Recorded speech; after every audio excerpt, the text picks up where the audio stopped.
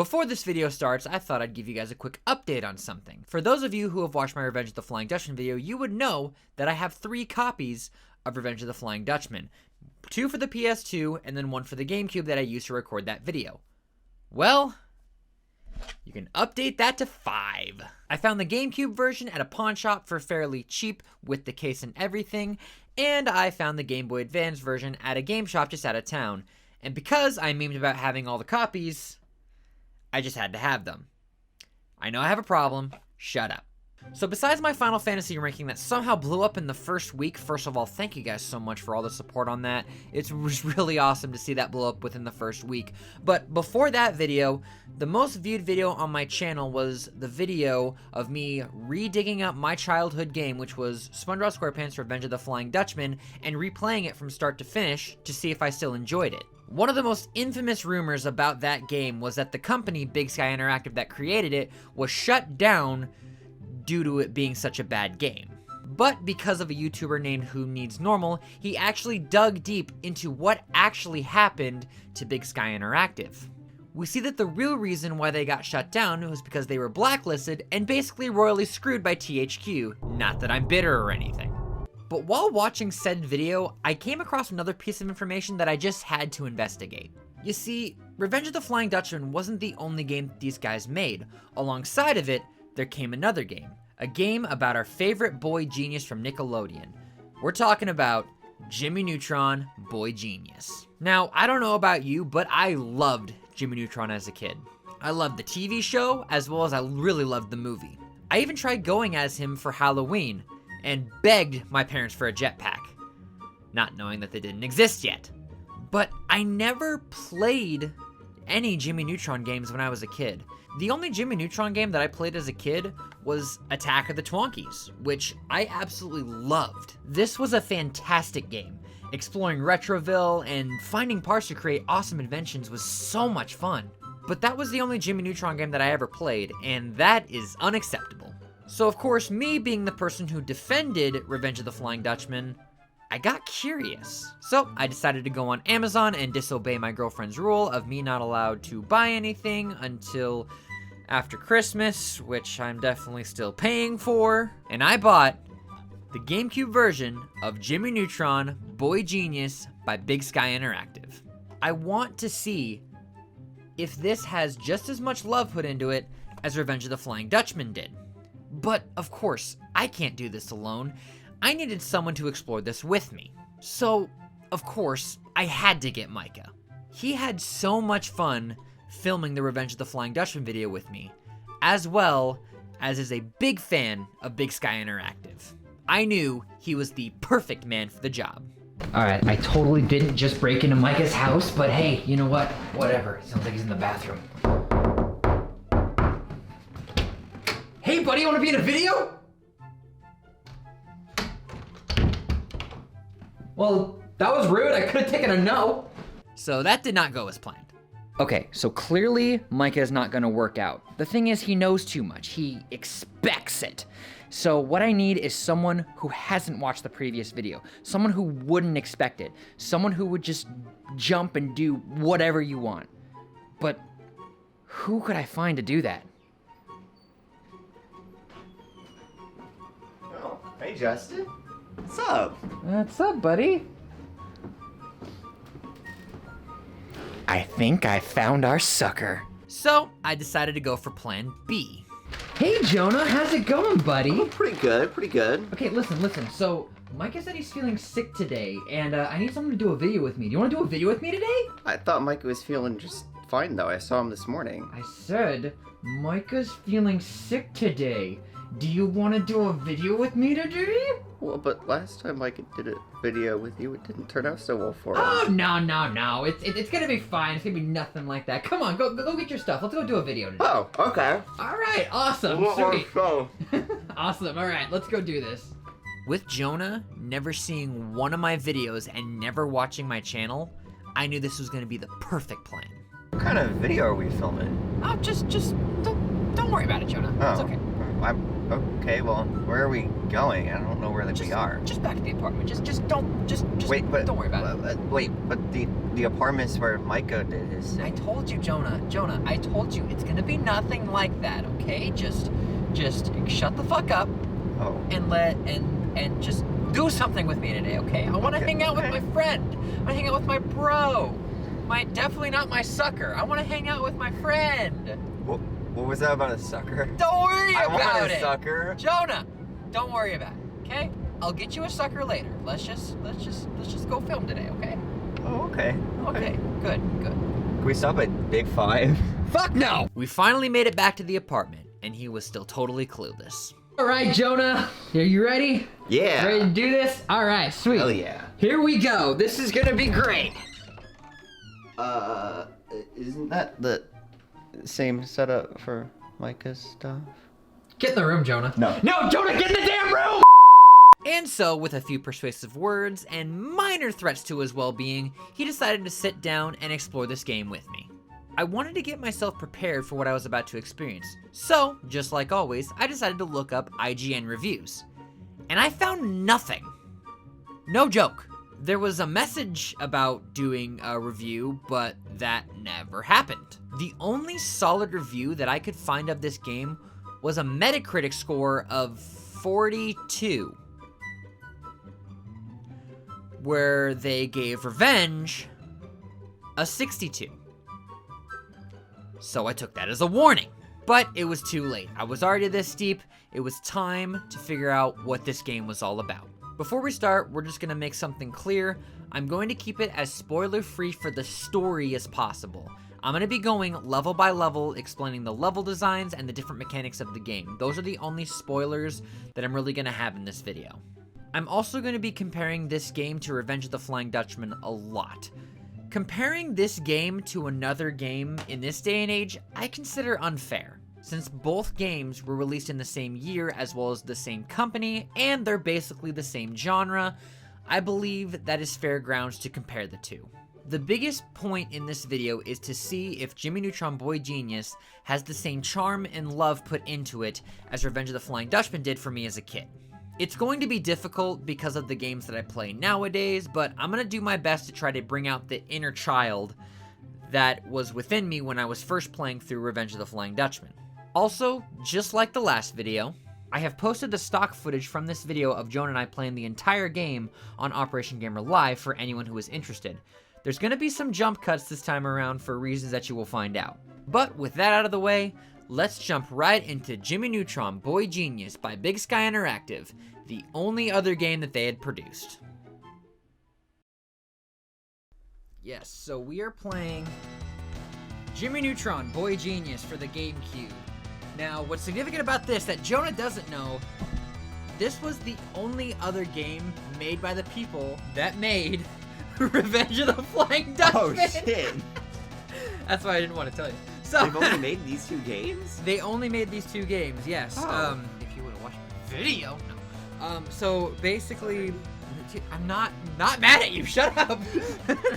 Before we hop into the main part of the game, I want to talk about something that I've seen in both Big Sky's projects that I don't see in video games nowadays, and that's the interactive main menus. Revenge had a main menu where you control the character you are playing as to select new game, load game, option, and extras. Jimmy Neutron does not disappoint.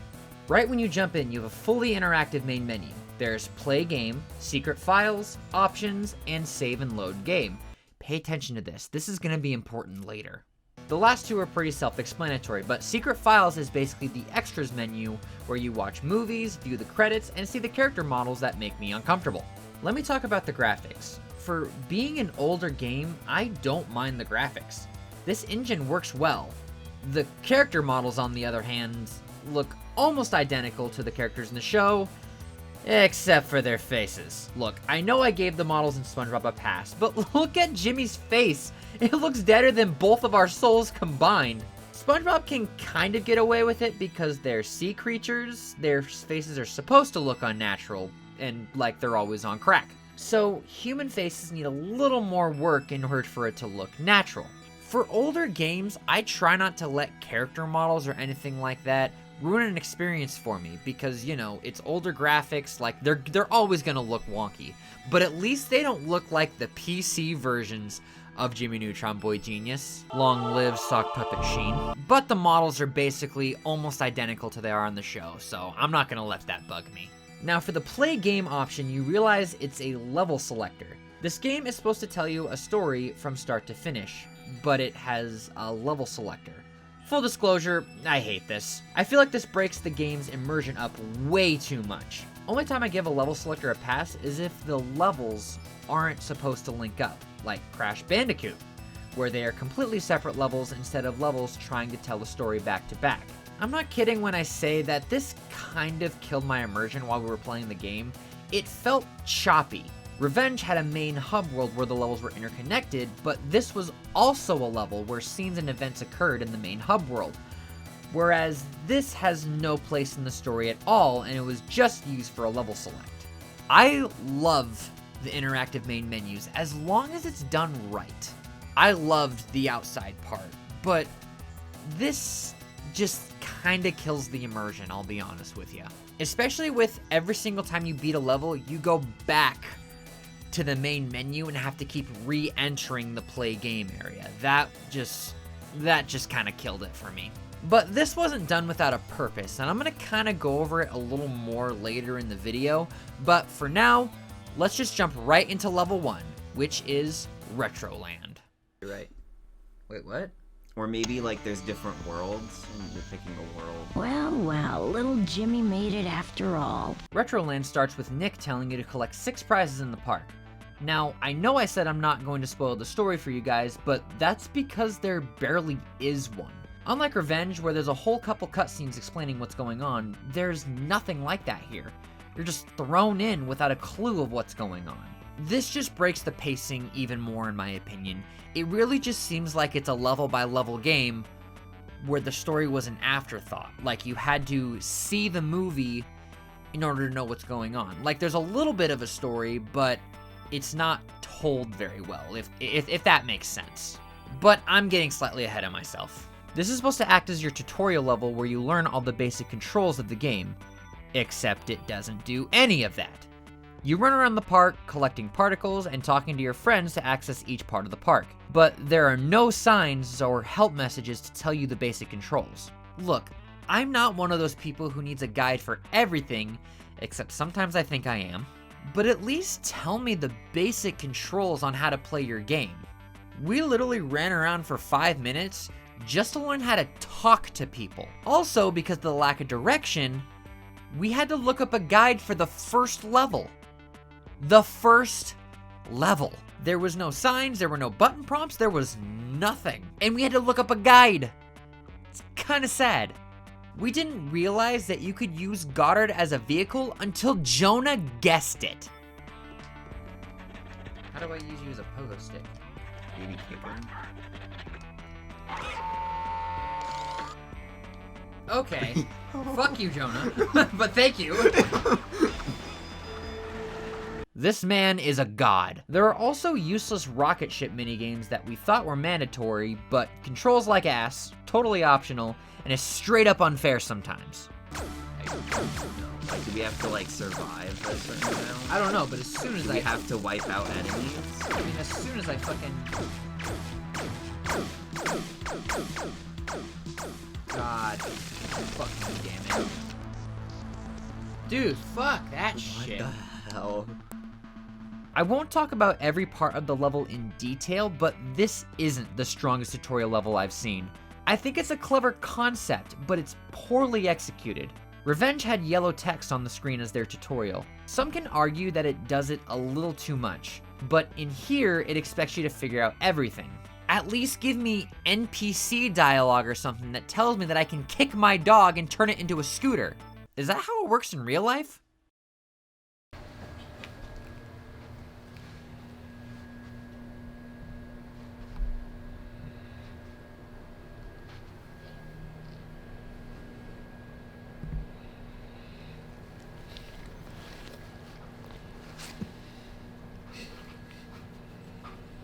You thought I'd kick her, you sick fucks. The last thing I'll talk about is the camera controls, or lack of camera controls.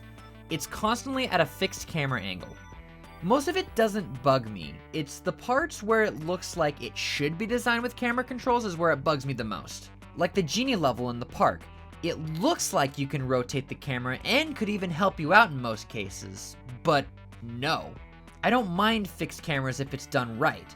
In Revenge, some levels have fixed camera and will clarify if camera control is an option or not. But it feels like there were some levels that they didn't have the fixed camera in mind. Also, Carl makes me uncomfortable. Hey, Carl. Jimmy, you made it! I wouldn't miss this for anything, Carl. Oh, what's inside that crazy mouth? Oh, it looks really spooky in there. I want to go in, but you know how my asthma acts up when I'm scared. Jimmy Neutron, boy genius, at your service. How can I help? I lost my inhaler somewhere in the park. We could go in freaking together if I wild. had my inhaler. Carl Weezer showed up in a dream I had the other night.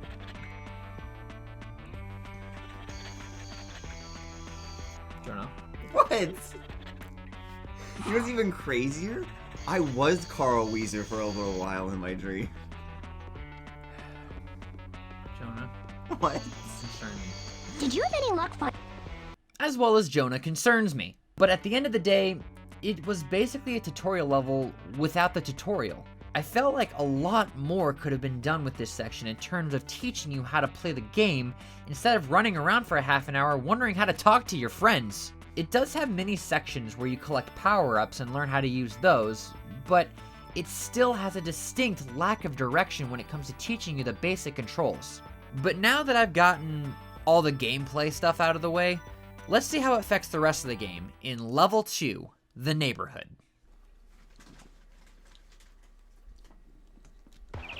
In that spaceship Jumping level is Jupiter! entirely These ion optional. signatures can mean only one thing! Aliens! Compared to Retroland, this is a smaller level. Arguably, probably the smallest level in the game. It contains 3 sections, the lab, the backyard, and the house. You will need to find the parts to fix Jimmy's rocket ship. We are introduced to enemies, new gadgets to use, and the sheer fact that we have health and lives. The health bar is introduced to us as pie. I personally have no idea why this is a thing. I assume it's because Hugh Neutron loves pie, but that's the only thing I can come up with. But it's the lives that can kind of become an issue. I have no issue with games that have lives, but something about how this game is structured is where I have a huge issue with it. I'm gonna get into it a little more later in the video, but just know it's coming. But for now, this was a really easy and simplistic level. My first run was over 15 minutes, and later I was able to do it in 3.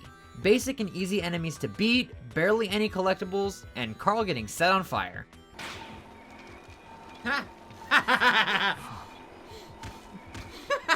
You just had to... There's not really a whole lot to talk about except for the fact that the jump in the story felt extremely awkward. The pacing in this game is definitely not its strong suit. Having to go back to the main menu after each level definitely killed the immersion. They probably could have gotten away with playing each level back to back and having a little better pacing. But there's a reason for this. This wasn't done with a purpose. And unfortunately, it's one of my biggest gripes of the game. And I didn't figure this out until it was way too late. And this happened to me in Level 3, The Crater. Yeah, well.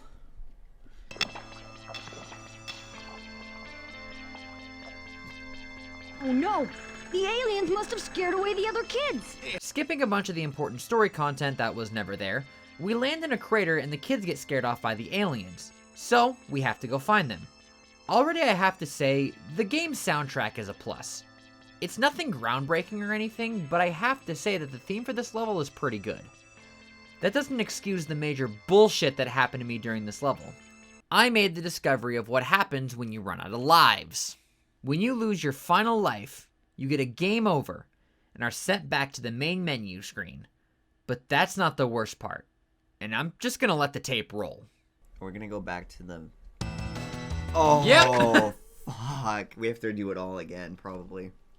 It's actually considering that our progress that we made when we beat the first level didn't even save. Wait. No! No! No! What the fuck? Are you kidding me?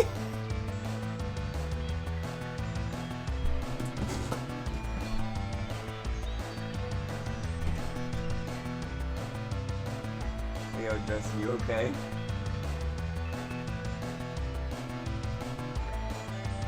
Alright, gang, welcome back to episode 2. We have to redo everything. There is no autosave.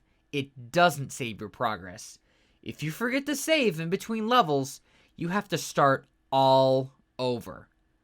At first, I thought there was no option to save. I thought I was going to have a heart attack. Then I had an epiphany. Okay. What are you doing? I'm looking up to see if we could even save our progress. Like, is there, like, something we're missing? I don't think so. But also Like, considering... is there, like, a place we could go, like, when we're back in the main menu to just, like, save it onto our memory card? Wait! Yes! There is! There's a door that says save/load game! We should have been using that. Son of a bitch! I was not very happy. I haven't been this pissed since this shit happened to me in Persona 3. I had a wee bit of a rant while I was replaying the game about not having a tutorial. Okay, I can't hold it against the game because we technically fucked up and didn't realize there was a save option. We did indeed fuck up. But, what? I said we did indeed fuck up. Oh. But, at the same time, there's no tutorial directions is kind of the problem. Like, Revenge of the Flying Dutchman had tutorial directions. Like, the whole entire first level was like, press this button to fucking do this shit and fuck me in my mouth. But there wasn't like, but there's none of that in here. It's literally just, hey, we're retro land. Like, figure out the controls for yourself. No one told me that Goddard could turn into a pogo stick. No one told me anything. Until I was like, kick him. I really, yeah, you're the tutorial, Jonah. You're the goddamn tutorial. You're a better tutorial than these guys are being. And I didn't even know he would activate him. You didn't know! I just like, it'd be funny if you kicked him. How is it possible that someone who hasn't even played the game before is just like, hey, kick him? I want to look good on these guys because they made one of my favorite childhood games. But that's... This isn't holding up so far. I mean, the graphics are okay. They're about as good as I thought they were going to be, but actually, honestly, they're kind of better. You know, all right, fine. So I'm gonna, I guess I'll take a little bit since we've already done this before, and this is kind of mind numbing at this point. I thought the graphics were gonna be much worse, but considering how, I'm gonna wait on this thing for a minute. But like, so, you know, the SpongeBob graphics were great. This one is okay. But like, so far mechanic-wise, it's not holding up.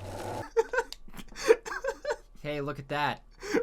We get to actually save the game. Look at that. There's a frickin' save option. Look at that. Oh, I wonder if now if we go back to the first area, we'll have everything collected now that we saved it. Or maybe not. I mean, we can look. At least we know we can save it. So after that little roadblock, let's get back to the level. I have to give credit to the game where I liked the level design of this place. The atmosphere was creepy, and the music just made it even more mysterious. The enemies here are your basic enemies as well, so there's nothing big to note there.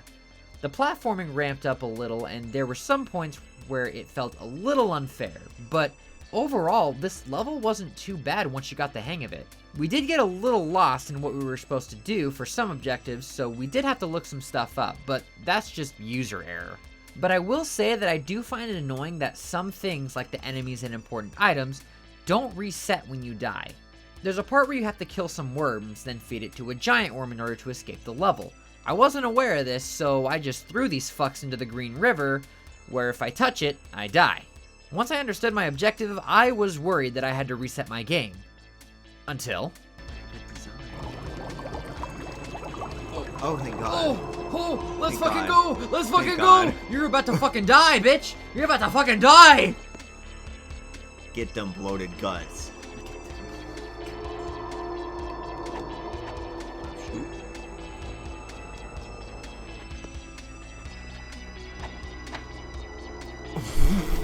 Sure. That's how physics work. What? Why the fuck not?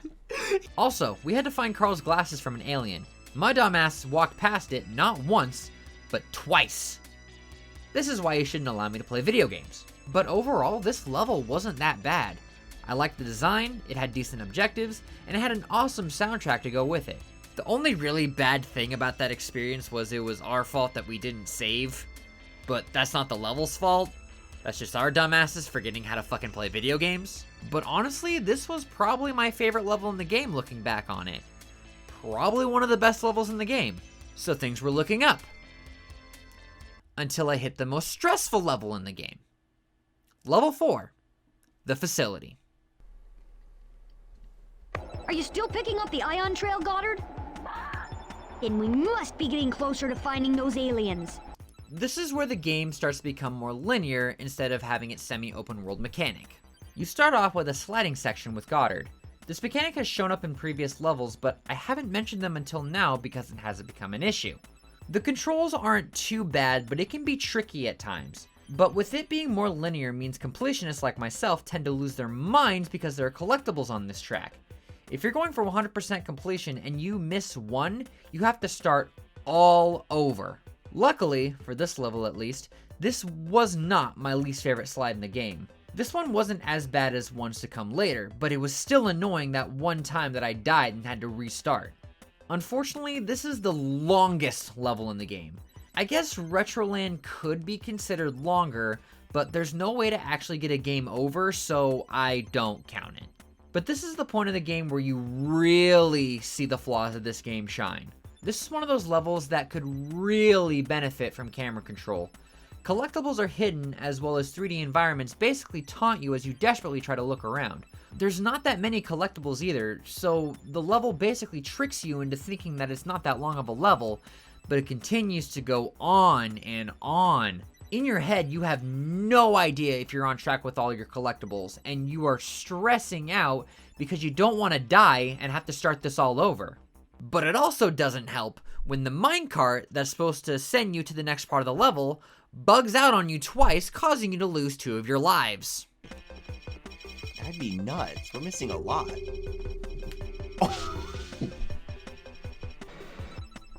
What? What the fuck? No!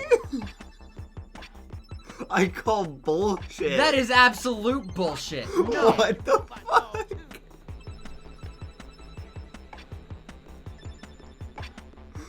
Why were you dragged out of it? I don't know. But I call bullshit. What? What? No. Hold on. What the fuck? Are we like actually stuck? So with that heart attack out of the way, we find ourselves having to rescue Cindy. How the fuck she got trapped in the first place is beyond me. Now here's where my argument for camera control really shows itself. You get to this circular area with little to no hint on where to go. All we see are metal plates by edges that look like they go straight down. But little do we know, they lead us down to the doors we need to traverse to. You gotta come here, and then just fucking walk backwards. This is where camera control comes into play, people. Yeah, I don't think we would have guessed that. I'm guessing the other way is the same way. If we had camera control, I wouldn't be walking around for 30 minutes, sweating my ass off, wondering where to go. Maybe that's part of the challenge, I don't know. But trial and error is good if you have a decent checkpoint system, which this game does not. If you die, you restart everything. Maybe I'm alone on this, who knows, but this level could have really benefited from camera control. These metal walkways look like you're gonna fall off. Also, not seeing enemies can be really detrimental to your run. If you want me to be honest, almost all of the other levels work for this fixed camera, but this level, this one level, suffers from not having the ability to look around your environment. It's hard to enjoy this level in this state.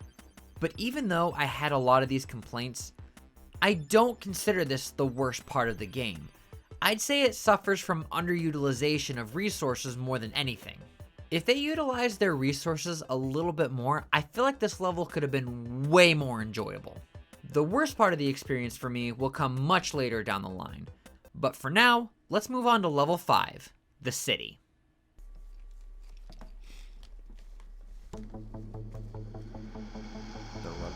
All right, Goddard. We have to find out where the Yokians are keeping all of our parents. There's gonna be a little more gameplay spoilers in this section, but there's some stuff that I gotta talk about. Once again, skipping a bunch of the story, we find ourselves in the alien city. Remember when I said there was a worse slide? Here we go. This slide sucks. It's one big spiral going down with collectibles along the way. Doing this with slippery controls is fairly difficult. You have to constantly hold the analog stick back to slow you down in order to keep any control. Once again, making sure you don't miss any of the particles for 100% completion. This one isn't as long as the first linear one, but it's extremely stressful to manage. Once you're past that, however, you get into the city in order to save the adults. It's back to your basic platforming and it being extremely linear. But can I just say, I like the environment of the city. Jumping across spaceships to reach other parts of the level was really fun. Also, 10 out of 10 voice acting. What happened? Where am I? Do not be alarmed. My name is Jimmy Neutron, and I'm here to rescue you. You mean that wasn't just a dream? I really was captured by aliens? I'm afraid so. I- But that nightmare is The over water now. action. Can you help me find the other parents? Some of them were taken through this Weird. building. What? I'll go open the door for you. Also, that dude looks nothing like Sam. After this, we get introduced to a new type of enemy, the Elite Guards. And can I just say, they set the speed run of immediately being the worst enemy in the game. Not only do they shoot projectiles, but they have insanely long reach, even if they don't actually touch you. What's worse is you are thrown into a small arena with 3 of them at once the first time you encounter them. Talk about your first impressions. After that, there's another slide. Yay! This one isn't as bad though. You have plenty of room to maneuver as well as an interesting environment to experience with interesting obstacles to avoid. I did only scrape by with 1 life to take on the final gauntlet with, which was kind of annoying with the new enemies, but we managed to scrape through. Once again, plenty of room to maneuver, but it has power-ups this time. Even with the new enemy and the stupid slide, this was still not the worst experience in the game. This comes in the next level, which is the final level, the arena.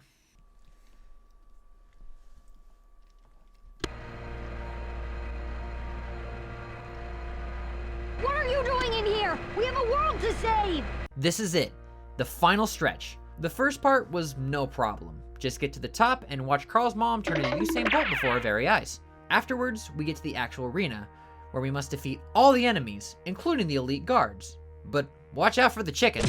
Then we get to the worst part of the experience, the fan room. It's not too bad at first. You have your basic moving platforms to get across, enemies to defeat, and conveyor belts to ride. But then you get to the worst part. There are 2 fans, one with 4 blades and the other with 2. Now, this may seem easy, right? Just wait for the right timing, jump, and be on your merry way. But for some bullshit reason, the timing was never on. I take it head on? No. I take it a little early? No. I take it too early? No. I take it late? No, obviously. But this seems like such a simple jump. I don't understand why it doesn't want to work. Also, sometimes Jimmy wouldn't jump when I tell him to jump. I don't understand why this is so difficult. And to make things worse, if you fail, you start at the beginning of the room. But wait, there's more. When you do eventually make the jump and decide to play the waiting game, you can no-clip through the fan. Like that. Yeah. Why does it do that? I don't know, that's bull. Here I was, playing the patient game, and then all of a sudden, the game said, fuck your patience, you're dead.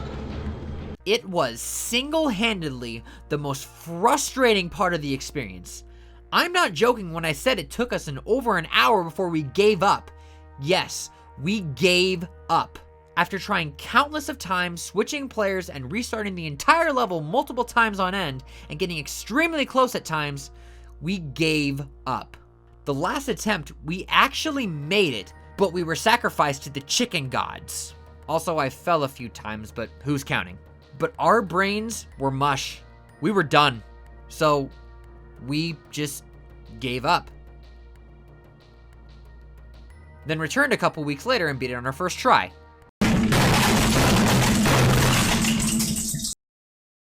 I haven't been this frustrated since Balan Wonderworld Chapter 9, Act 3. It was single-handedly one of the most frustrating things I have ever done. As well, it felt like one of the hardest things I've ever done in the entire game, but it doesn't feel like it should be. I don't know if it was just a skill issue or if it was the game being dumb. I despised this section.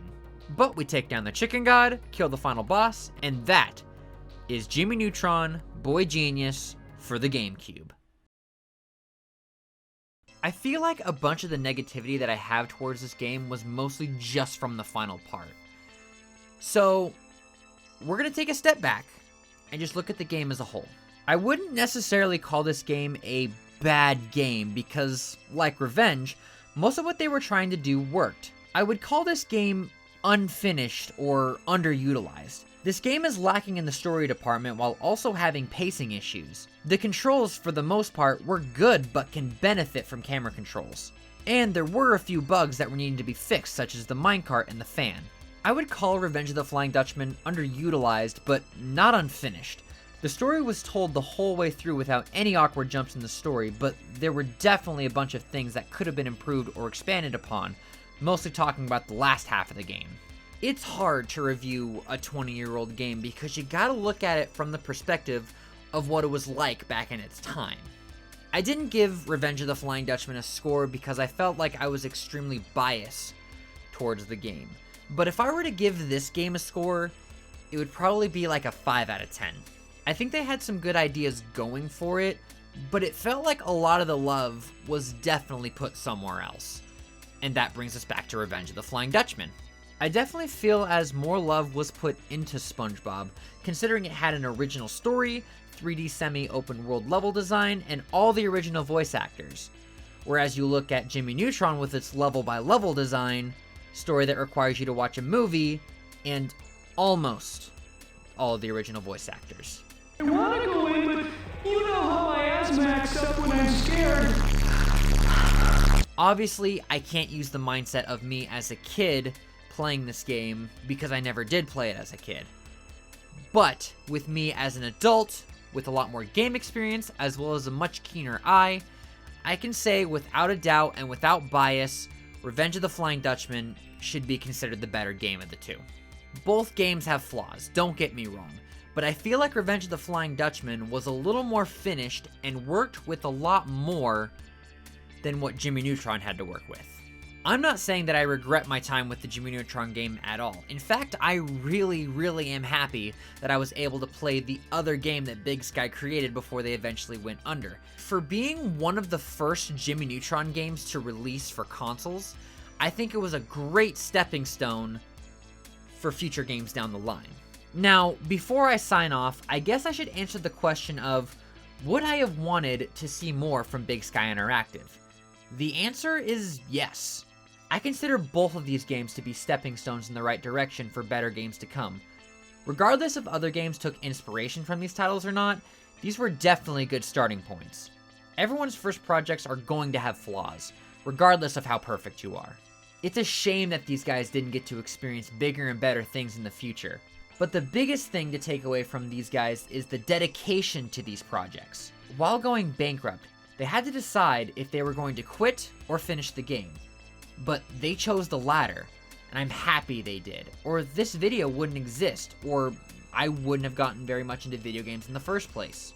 While the games that they released weren't perfect by any means, it shows dedication from a bunch of people who cared a lot about all the work that they were doing, and that is inspiring. It kind of makes me want to look at other game companies that shared the same fate.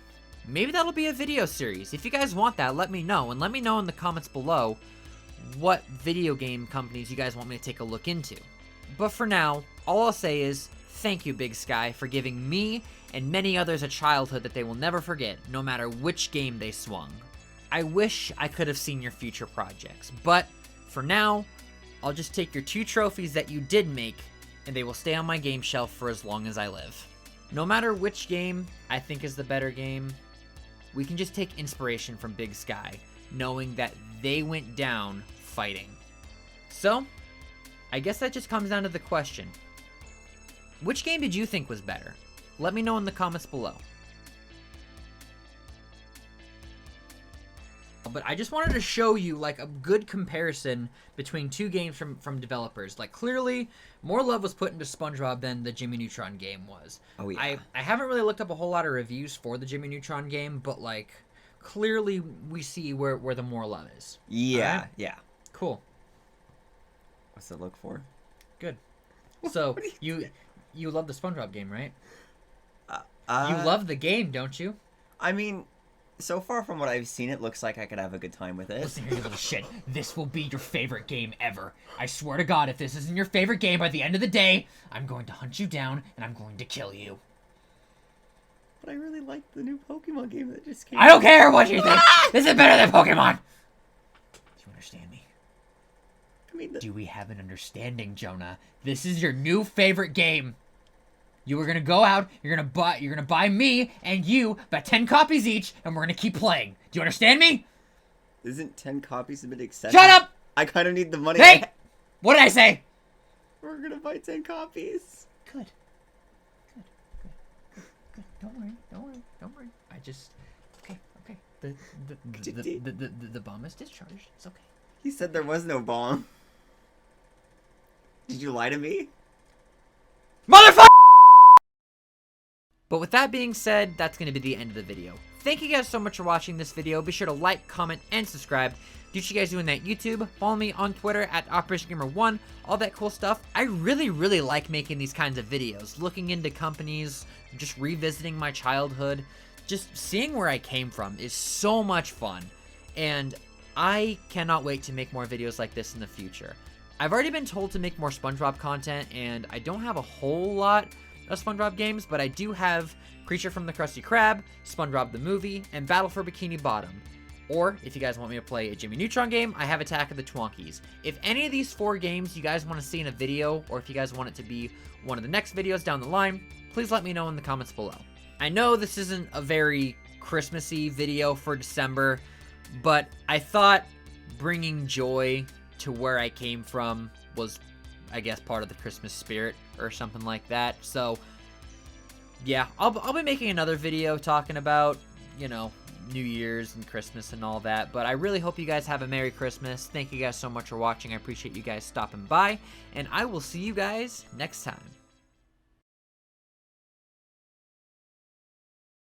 All right, Jonathan, thank you so much for doing this with me. I think it's time for us to go, right? We're gonna go have some fun. All right. Oh yeah. We're just gonna leave this here. Thanks for right? having me. Yeah, no problem. Like we're just gonna you know, leave this here. We're just gonna leave it there. We're gonna buy more copies in case we lose it. Yeah, there you go. See. And you know what? I think I've played enough of their games to just move on. All right. Okay. So let's go. All right, let's go. We're gonna have some fun. Okay.